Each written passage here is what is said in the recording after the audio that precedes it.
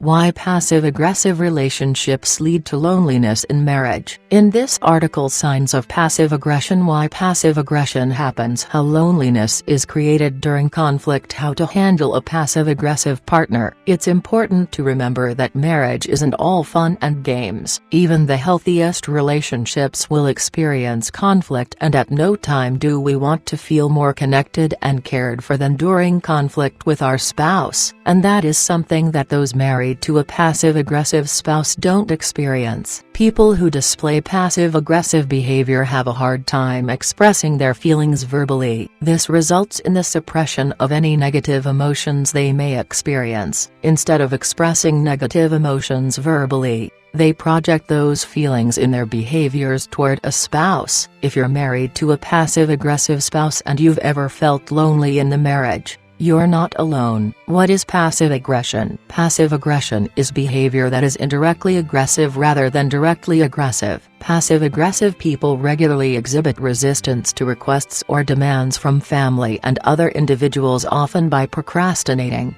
expressing sullenness, or acting stubborn.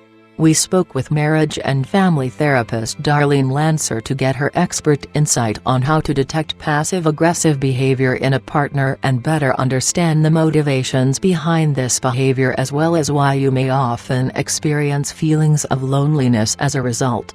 Signs your partner may be passive-aggressive. Passive-aggressive behavior won't manifest in a punch to the face, but covert anger can cause you to feel as if you've been kicked in the gut. People who exhibit this behavior show their anger by withholding something they know you want, through procrastination, stubbornness, and obstructionism. Passive-aggressive people act passive but are covertly aggressive, says Lancer. You may not have witnessed this behavior before marriage because people with passive aggression tend to agree with and comply with everything they feel you want. When they reach a point where they no longer want to go along with the status quo that has been set over the years, they will become defiant in their own non-confrontational way. That is when the disconnection and loss of emotional intimacy are most felt by those married to a passive-aggressive spouse. Why some partners are passive-aggressive. Marriage is a contract, one you enter into expecting to get your needs met during the good times and bad. Passive-aggressive people are pretty good at showing up and meeting needs during good times, but not so much during the bad times. Their fear of conflict coupled with their fear of forming emotional connections keeps them from being a fully engaged partner. Passive-aggressive partners are generally codependent,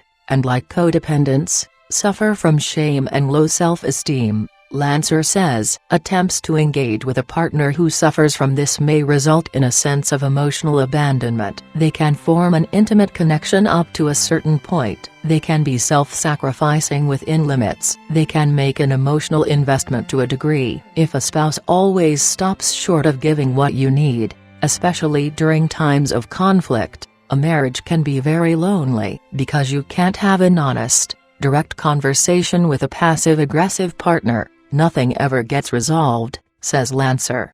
There is a twisted logic at play behind someone's need to remain calm and logical during times of conflict. They fear rejection, and by engaging and sharing their emotions during conflict, they feel this will trigger a rejection by someone they love. The thought of anyone being upset with them is unsettling, and when that person is their betrothed, they see it as emotional destruction. The more they refuse to engage, the more effort their partner puts into their interactions together. In their mind, the more you try, the more you admire and love them, and so they will not see this situation as negative. Unfortunately, this leads to an emotional disconnect that cannot be bridged until their passive-aggressive behavior is addressed and amended. How passive-aggressive spouses create loneliness during conflict. During an argument, a passive-aggressive person will claim that their partner is overreacting or too aggressive. In the heat of the moment, it is completely normal, healthy even, to be expressive and show emotions. These are traits that they themselves cannot understand, much less demonstrate. They may not see the exercise as a way to solve a problem, only to deepen one. Some may even take it as a personal attack. Their refusal to engage in conflict leaves their spouse feeling lonely and responsible for all the marital problems. They don't express their anger openly, Lancer says, the more expressive and emotional their partner becomes, the calmer and more logical the passive-aggressive person appears to become. This is a mechanism to once again avoid conflict. The logic they employ is relative to the situation and does not reflect any mature emotional intelligence. As a result, conflicts don't get resolved, and their spouse is left reeling in negative emotions. The more detached a passive-aggressive person appears to be during conflict, the more anxiety will manifest in their partner over the perceived emotional investment into their relationship. Spouses should be the most important people in each other's lives, able to navigate marital conflict and connect emotionally. A passive-aggressive spouse is capable of making a connection but only up to a certain point. When they begin to feel unsafe with their own skewed emotions, they disconnect and leave their partner with doubt in themselves and the relationship. The passive-aggressive person retreats completely and their partner is left to pick up the pieces. Nothing ever gets resolved, and such behavior sends a clear message that they are unwilling to meet halfway in the marriage. This feeling for the spouse is comparable to rejection, but the passive-aggressive partner doesn't see it that way. They still love their partner but will forget what that means when they begin to feel threatened, thus starting the chain reaction of conflict avoidance, emotional distance, and long-term relationship woes.